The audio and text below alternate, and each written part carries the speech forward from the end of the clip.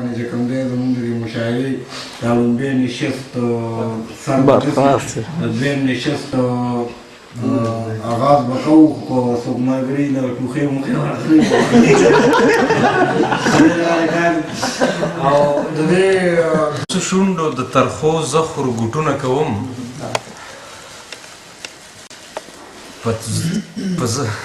په غوسو شونډو د ترخو زخرو ګوټونه کوم زمانه تختی زه په مرګ پسې ګواښونه کوم او د مرګ په وخت کې مې هم شونډو له سندرې راځي د مرګ په وخت کې مې هم شونډو له سندرې راځي د بنګو بوټی یم په قبر هم ګلونه کوم او جانانه ماته خپله مینه دروغجنه ښکاري جانانه ماته خپله مینه دروغجنه ښکاري چې بیلتون مړ نه کړم په ځان ځکه شکونه کوم او چې زما غږ اوري نو لار بدلوي کلي پرېږدي چې زما غږ اوري نو لار بدلوي کلي پرېږدي زه په هغې پسې روان یم اوازونه کوم خپلو غږونو اوازونو دغه لړۍ لږه مخ په وړاندې بوځو او د دې دویم نشست آغاز به هم د ملګري او د واده د زلمي ښاغلي اجمیر ګل نه وکړو چې موږ ته خپل یو ښکلی غوندې کلام وړاندې کړي سره نه لګي ولې ما باندې خو هم ګلونه ښه لګي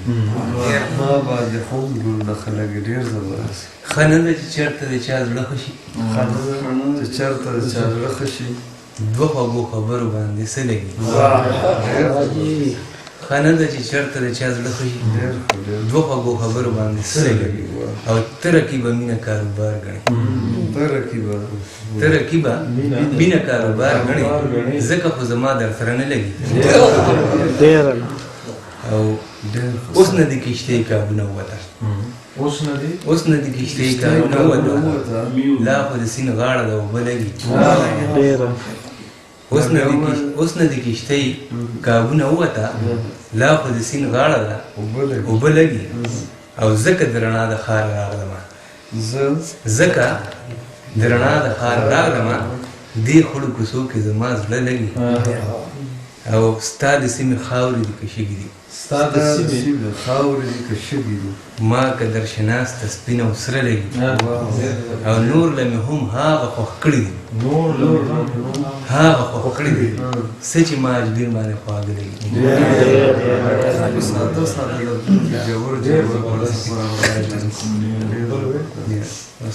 دا وښاغلی مرغۍ مو وطن نه دی معلوم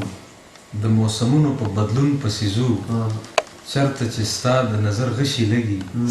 موږ هغه ځای ته په سکون پسې ځو په دې شعرونو خواست کومه ښاغلي زبیر ته چې یو ډېر خوندناک غوندې غزل موږ ته واوري چې د درد سره اشنا شم د دردمندو مسیحا شم او چې په تا باندې شیدا شم ځان مې ورک کو که پیدا شم او دا د ټول جهان باچا شم که نه ستا د در ګدا شم او نه د روح شم نه رښتیا شم نه د کور نه د سارا شم او ته د حسن انتها شوې زه د مینې ابتدا شم ته د حسن انتها شوې زه د مینې ابتدا شم اوس به کښېنم په کلاره اوس به کښېنم په کلاره نن یې وویل چې ستا شم اوس به کښېنم په کلاره نن یې وویل چې ستا شم درد یم درد به پاتې نه شم درد یم درد به پاتې نه شم که پر هر نه را جدا شم او څه ستا سترګو سودایي کړم څه ستا سترګو سودایي کړم څه جهان ته په سودا شم خزانې مې واړه ویلې راغلم ستا د در ګدا شم او ستا له ځان مې رانغښتلو ستا له ځان مې رانغښتلو هله پوه شومه چې ستا شم ستا له ځان مې رانغښتلو هله پوه شومه چې ستا شم رښتیا کیسې او چې د رنځ علاج مې وکړو چې د رنځ علاج مې وکړو د هغې نه لا سیوا شم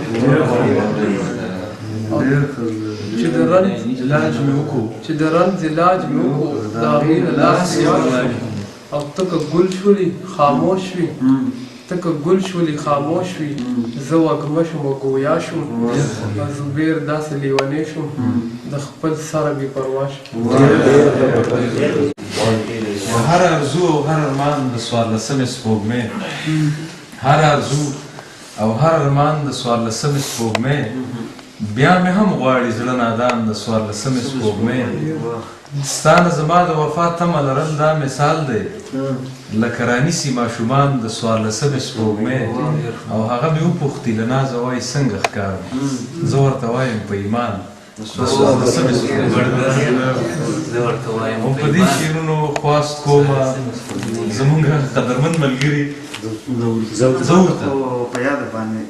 ځکه څنګه سمو ځان سره بوزې درته زه وایم چې یې لیونی ما به د ځان سره بوزې لیونی کمې زخمي زړه ته سکون راولي سترګې که تورې شونډې سرې لیونی ما به د ځان سره بوزې لیونی درته زه وایم چې زه چې د حسن د منزل په سفر تللی یم د خپلې مینې د یقین په وزر تللی یم هر څه مې یاد و چې درتلمه دا مې نه یادېده هر څه مې یاد و چې درتلمه دا مې نه یادېده چې په دې لار خو زه سهار مرور تللی یم او زه مظلومانو له ورغلی په خړپوسو یم مظلومانو له ورغلی په خړپوسو یم زه ظالمانو له د پنجو په سر تللی یم او زه مسافر وم ستا د نوم لوږې اخیستی وم زه مسافر وم ستا د نوم لوږې اخیستی وم زه ستا د کلي د کوڅو نه نهر تللی یم خواست کومه خپل صادق صاحب یو نظم مې وکړو بلکل مرګي روقي زما ډېر نیازبین ملګری فرمایش یې کړی دې نظم نوم یې موټر حسین احمد صادق صاحب نظم دی